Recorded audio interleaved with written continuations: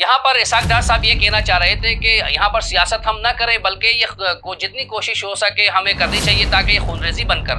ہو سکے۔ اگر آپ ایک طرف کہتے ہیں کہ کشمیر کے معاملے میں کہتے ہیں کہ جی ہم ہمیشہ سے جو ہے کشمیر کے حق میں کھڑے ہیں، کشمیر کے معاملے میں جو ہے ہمیشہ جو ہے صف اول میں کھڑے رہیں، تو وہاں پر بھی آپ کا یہ بیانیہ ہونا چاہیے۔ آپ کی حمایت کی وجہ سے، کیونکہ ہم حمایت کرتے ہیں کشمیریوں کی وجہ سے، تو وہاں بھی ان کی خونریزی چل رہی ہے۔ اگر آپ کا یہ بیانیہ ہے کہ ہمیں خونریزی کو ختم کرنے چاہیے، خونریزی کو بند کرنا چاہیے، اور اس مد میں و اس قیمت میں کہ فلسطینی ختم ہو جائے، تو پھر آپ کشمیر کا بیانیہ بھی چھوڑ دیں۔ بس پاکستانی عوام کا موقف وہی ہے کہ جو قائد اعظم محمد علی جناح رحمۃ اللہ علیہ بانی پاکستان بیان فرما گئے ہیں کہ اسرائیل ایک ناجائز ریاست ہے اور پاکستانی کبھی بھی اس کو قبول نہیں کریں گے۔ بسم اللہ الرحمن الرحیم۔ جس تیزی کے ساتھ خطے میں تبدیلیاں رونما ہو رہی ہیں، ایسے میں یہ چیماگوئیاں شروع ہو گئی ہیں کہ کیا پاکستان بھی ابراہم اکارڈ کا حصہ بننے جا رہا ہے؟ اگرچہ حکومت نے رسمی طور پر اس کا انکار کیا ہے اور کہا ہے کہ ہم کسی ایسے معاہدے کا حصہ نہیں بن رہے، لیکن ہم دیکھ رہے ہیں کہ میڈیا کے اوپر ایسے تجزیہ نگار بیٹھے ہوئے ہیں کہ جو یہ بیانات دے رہے ہیں کہ اگر عرب ممالک اسرائیل کے ساتھ تعلقات بحال کر لیتے ہیں تو ہمیں کیا مشکل ہے، ہمیں بھی اسرائیل کے ساتھ تعلقات بحال کر لینے چاہیے اور اسے ریکوگنائز کر لینا چاہیے۔ اس ویڈیو میں ہم آپ کو اسرائیل کے حوالے سے بانی پاکستان قائد اعظم محمد علی جناح رحمۃ اللہ علیہ کا موقف، ٹو اسٹیٹ سولوشن اور ٹرمپ کا جو 20 نکاتی ایجنڈا جو اس نے پیش کیا ہے اس کے اوپر ہم روشنی ڈالیں گے۔ 1933 میں قائد اعظم محمد علی جناح رحمۃ اللہ علیہ نے بالفور ڈیکلیریشن کو باطل قرار دیا۔ بالفور ڈیکلیریشن کہ جسے برطانیہ نے پیش کیا تھا، اور اس میں یہ کہا گیا تھا کہ ہم یہودیوں کے لیے فلسطین میں ایک ہوم لینڈ تشکیل دیں گے، اور قائد اعظم محمد علی جناح نے اس نظریے کو و اس سوچ کو رد کیا۔ اور اسی طرح ہم دیکھتے ہیں کہ 1937 میں پیلسٹائن رویل کمیشن کی رپورٹ پیش کی گئی۔ اس رپورٹ کے مطابق فلسطین کو 3 حصوں میں تقسیم کرنا تھا۔ ایک حصہ یہودیوں سے متعلق قرار دیا گیا تھا، ایک حصہ فلسطینیوں سے، اور جو مقدس مقامات تھے وہ برطانیہ کے ماتحت رہنے تھے۔ لیکن قائد اعظم محمد علی جناح نے اس کو بھی مسترد کیا اور کہا کہ اگر یہ تصویب ہو جاتا ہے اور یہ پاس ہو جاتا ہے یہ بل برطانوی پارلیمنٹ سے، تو در حقیقت یہ عربوں کے ساتھ بہت زیادہ ناانصافی ہے، اور در حقیقت برطانیہ عربوں کے ساتھ یہ ایک طرح کی عہد شکنی کر رہا ہے۔ 1938 میں پٹنہ سیشن میں قائد اعظم محمد علی جناح نے فلسطین میں مارے جانے والے افراد کو شہداء کا درجہ دیا، اور اسی طرح برطانوی سامراجیت اور برطانوی استعماریت کی مذمت کی، اور اسی طرح بالفور ڈکلیریشن کو پھر دوبارہ سے رد کیا اور اس کی مذمت کی۔ اسی طرح 1938 کے اواخر میں جب مصر کے دارالحکومت قاہرہ میں ایک انٹرا پارلیمانی کانگریس منعقد کی گئی، تو قائد اعظم محمد علی جناح نے آل انڈیا مسلم لیگ کی نمائندگی میں خلیل الزماں اور چودھری عبد الرحمن صدیقی کو اپنا نمائندہ بنا کر وہاں پر بھیجا تاکہ وہ فلسطین کے موقف کی حمایت کریں۔ 1939 میں لندن میں بھی ایک کانفرنس بلائی گئی جو فلسطین کے نام سے تھی، وہاں پر بھی شمولیت اختیار کرنے کے لیے قائد اعظم نے باقاعدہ بلقۂ برطانیہ کو ٹیلی گرام بھیجا۔ اس ٹیلی گرام میں بتایا گیا کہ مسلم لیگ بھی اس کانفرنس میں شرکت کرنا چاہتی ہے، اور ساتھ ہی اس میں فلسطینی قوم کے مطالبات کو بھی مانے جانے کی بات کی گئی۔ اور اسی طرح قائد اعظم محمد علی جناح نے یہ بھی کہا کہ اس ٹیلی گرام کے ذریعے سے ہم ہندی اور ہندوستانی مسلمانوں کے جو جذبات ہیں فلسطین کی بابت، اس کو ہم بیان نہیں کر سکتے کیونکہ وہ بہت زیادہ جو ہے عقیدت رکھتے ہیں فلسطین کے ساتھ۔ 1939 ہی میں قائد اعظم محمد علی جناح نے مفتی اعظم فلسطین جو امین الحسینی تھے ان کے نام ایک خط لکھا، اور اس خط میں باقاعدہ مسلم لیگ کی طرف سے فلسطین کی حمایت کا اعلان کیا گیا، اور ساتھ ہی مسلم لیگ کی جو مجلس عاملہ تھی اس کے ذریعے سے ایک فلسطین فنڈ قائم کیا گیا، اور قائد اعظم خود انہوں نے یہ ذمہ داری لی کہ یہ فنڈ جب جمع ہو جائے گا تو میں فلسطینی رہنماؤں تک اس کو پہنچایا کروں گا۔ 1940 میں جب قرارداد پاکستان پیش کیا گیا، اور اس تاریخی تقریب میں بھی قائد اعظم محمد علی جناح نے مسلم لیگ کی جانب سے فلسطین کے حق میں و فلسطین کی یکجہتی میں قرارداد پاس کی، اور اسی طرح ہم دیکھتے ہیں کہ 1945 میں قائد اعظم محمد علی جناح نے لاہور کیسر باغ میں جب تقریر کر رہے تھے، وہاں پر امریکہ اور برطانیہ کو مخاطب کرتے ہوئے کہا کہ اگر یہودیوں کو یہاں پر بسایا گیا تو اس سرزمین اور دنیا کے تمام مسلمان ممالک میں جتنے بھی رہتے ہیں مسلمان، وہ اپنا تن من لگا دیں گے اور اپنی جانوں کو ہتھیلی پر رکھ کر جو ہے نثار کرنے کو تیار ہیں تاکہ فلسطین کو آزاد کیا جا سکے۔ 1946 میں قائد اعظم محمد علی جناح نے نیو یارک ٹائمز کے ایک نمائندے کے ساتھ گفتگو کرتے ہوئے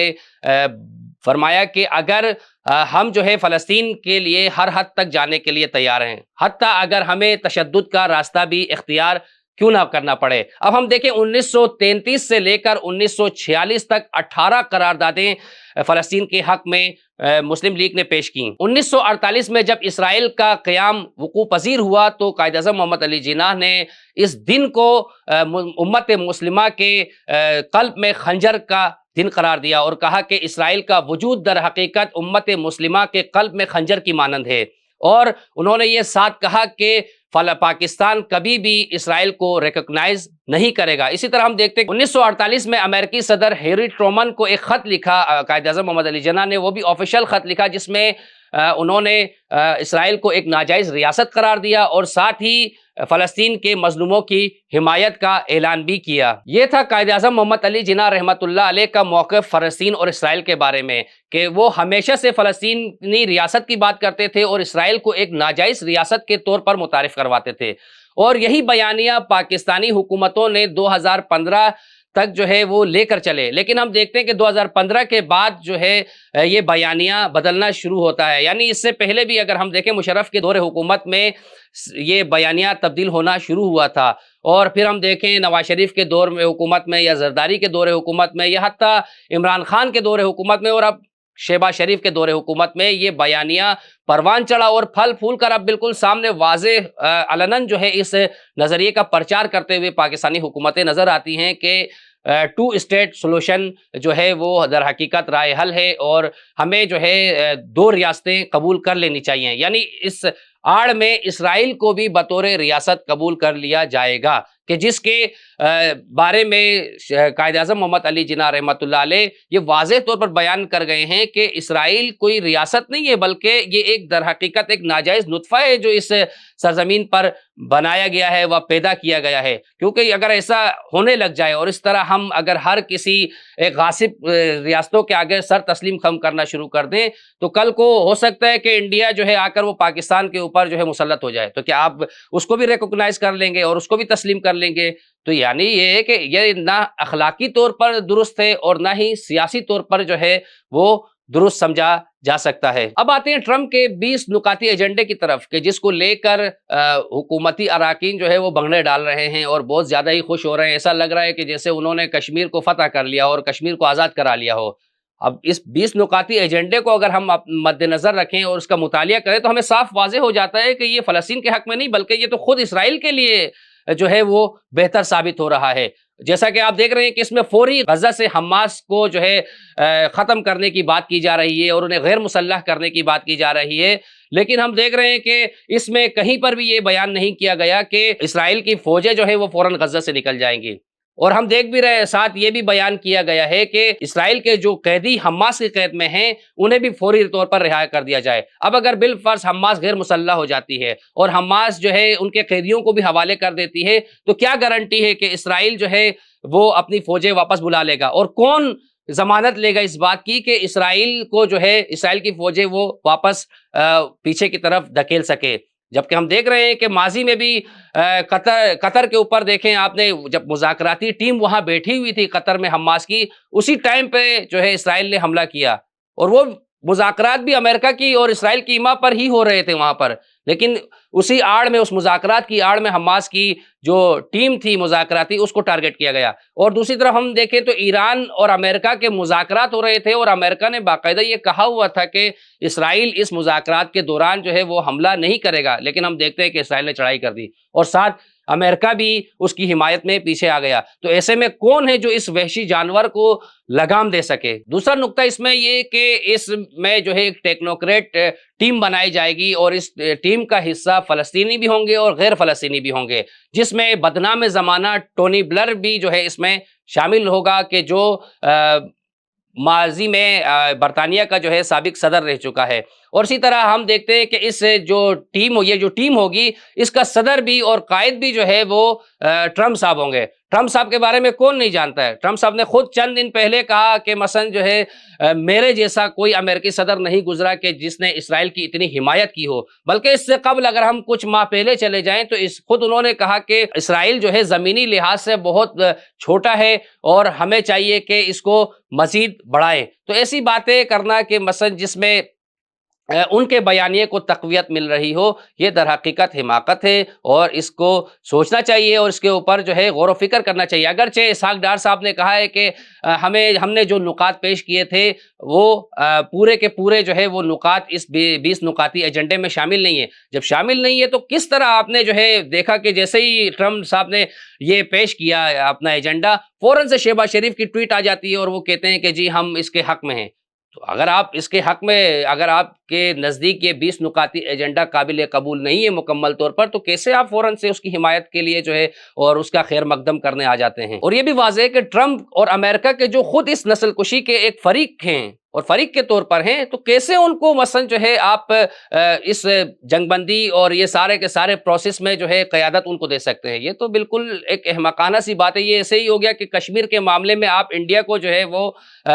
مثلا جو ہے رئیس بنا دیں کہ انڈیا جو ہے اس کا مسئلے کا رائے حل پیش کرے. یہ ناممکن سی بات ہے. اور یہ ایسا ممکن ہو، ایسا میں پڑھ کے آیا تھا کہ باقاعدہ حماس نے جو ہے ابھی جو بیانیہ دیا ہے اس 20 نکاتی ایجنڈے پر، انہوں نے یہ بیان دیا کہ ہم جو ہے غیر مسلح ہونے کا اعلان نہیں کریں گے، یعنی ہم غیر مسلح نہیں ہوں گے. کیونکہ یہ صاف واضح سی بات ہے کہ اگر غیر مسلح ہو جائے تو پھر اسرائیل کو روکنے والا کوئی نہیں ہے.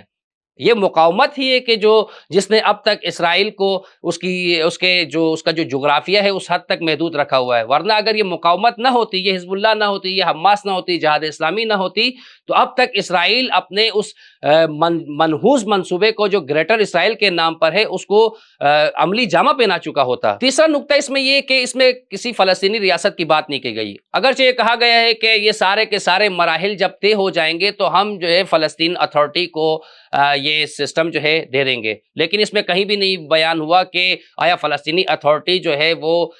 مسلح ہو سکتی ہے؟ بالکل نہیں ہو سکتی، کیونکہ اسرائیل اس کا حامی ہی نہیں ہے کہ کوئی مسلح ہو. اب شام میں ہم دیکھیں تو وہاں پر بھی اس کا یہی بیانیہ ہے کہ ہم شامی فوج کو مضبوط ہونے نہیں دیں گے. اور فلسطینی اتھارٹی کا تو سب کو معلوم ہے کہ وہ خود ایک اسرائیل کے پلیئر کے طور پر کام کر رہی ہے، یعنی مقاومت کو دبانے کے لیے جو بھی ہتھ کنڈا وہ اپنا سکتی تھی اپنا رہی ہے. مقاومت کو وہاں پر اذیت کرنا، مقاومت کو تنگ کرنا، مقاومتی افراد کے جو حامی ہیں ان کو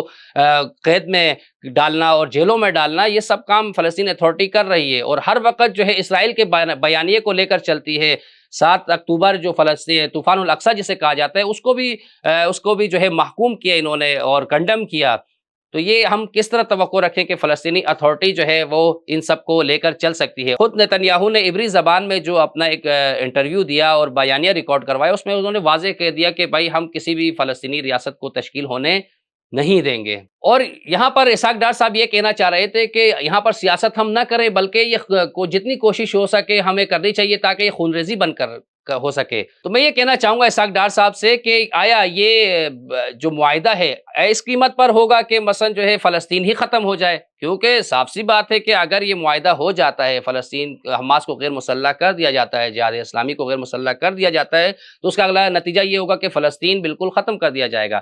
اگر آپ ایک طرف کہتے ہیں کہ کشمیر کے معاملے میں کہتے ہیں کہ جی ہم ہمیشہ سے جو ہے کشمیر کے حق میں کھڑے ہیں، کشمیر کے معاملے میں جو ہے ہمیشہ جو ہے صف اول میں کھڑے رہیں، تو وہاں پر بھی آپ کا یہ بیانیہ ہونا چاہیے. آپ کی حمایت کی وجہ سے، کیونکہ ہم حمایت کرتے ہیں کشمیریوں کی وجہ سے، تو وہاں بھی ان کی خون ریزی چل رہی ہے. اگر آپ کا یہ بیانیہ ہے کہ ہمیں خون ریزی کو ختم کرنے چاہیے، خون ریزی کو بند کرنا چاہیے، اور اس مد میں و اس قیمت میں کہ فلسطینی ختم ہو جائے، تو پھر آپ کشمیر کا بیانیہ بھی چھوڑ دیں، کیونکہ کشمیر میں ہماری حمایت کی وجہ سے وہاں خون ریزی ہو رہی ہے. حتیٰ کشمیر کی وجہ سے آپ نے گل بلسان کو لٹکا رکھا ہے کہ کل کو ہو سکتا ہے کہ اگر ریفرنڈم ہو جائے تو اکثریت جو ہے وہ پاکستان کے محبوں کی ہو. تو پھر یہاں پر آپ کا بیانیہ آ کر کیوں چینج ہو جاتا ہے؟ بس پاکستانی عوام کا موقف وہی ہے کہ جو قائد اعظم محمد علی جناح رحمۃ اللہ علیہ بانی پاکستان بیان فرما گئے ہیں کہ اسرائیل ایک ناجائز ریاست ہے اور پاکستانی کبھی بھی اس کو قبول نہیں کریں گے، اور فلسطین اور اسرائیل کے کانفلکٹ کا اور جنگ کا اور تنازع کا واحد رائے حل یہ ہے کہ وہاں پر ریفرنڈم کرائے جائیں، اور ریفرنڈم بھی اس میں شامل وہ لوگ نہ ہوں کہ جو باہر سے آ کر آباد ہو گئے ہیں اور اسرائیلی ایک قابض ریاست تشکیل دے چکے ہیں، نہ بلکہ وہاں کے مقامی ہوں، خواہ مسلمان ہوں، خواہ عیسائی ہوں اور خواہ یہودی ہوں۔ والسلام علیکم ورحمۃ اللہ وبرکاتہ۔